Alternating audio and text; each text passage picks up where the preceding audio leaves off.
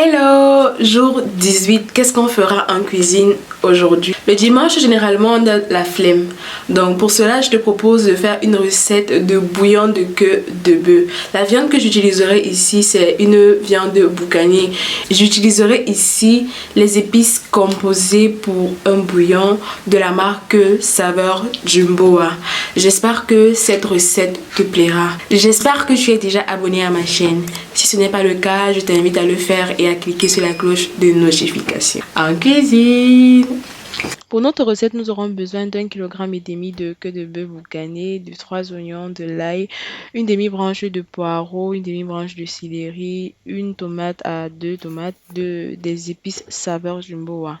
Dans un moulinex, nous allons découper tous nos condiments et nous allons ajouter 3 à 4 cuillères à soupe d'épices saveur jumboa que nous allons écraser avec un peu d'eau.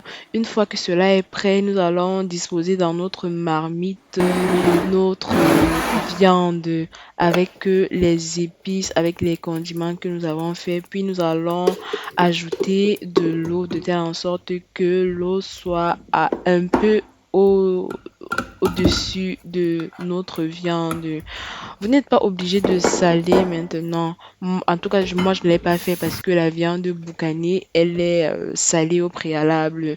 Donc, pour éviter que ma sauce ne soit trop salée, je vais attendre. C'est au milieu de la cuisson que je vais vérifier s'il faille que j'ajoute ou pas.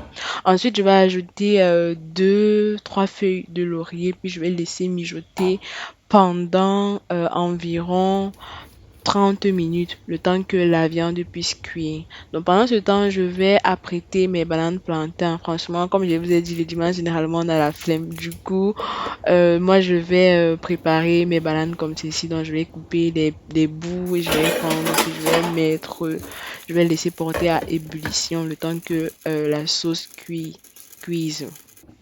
Au bout de 30 à 35 minutes environ, je vais goûter et franchement chez moi le sel était suffisant, j'ai pas eu besoin d'ajouter encore. Je vais rajouter un peu d'huile pour atténuer le goût du piment parce que c'était un peu trop pimenté. Puis je vais laisser mijoter encore pendant environ 20 minutes, le temps que ma viande puisse bien cuire. Donc une fois que c'est bien cuit, je regarde si ma sauce est lourde ou légère. Si elle est lourde, j'ajoute un peu d'eau. Si elle est légère, je la laisse encore cuire pendant environ 10 minutes, le temps que l'eau puisse sécher. Donc voilà, on va passer à la dégustation. Donc pour manger son plantain, quand on l'a cuit comme on l'a fait là, il suffit juste de retirer la peau et de gratter les lignes qu'il y a sur le plantain. Voilà, notre bouillon, il est prêt, bien assaisonné, bien épicé, bien pimenté comme on aime. Donc, on le mange généralement le dimanche après le 2-0 pour tuer la graisse.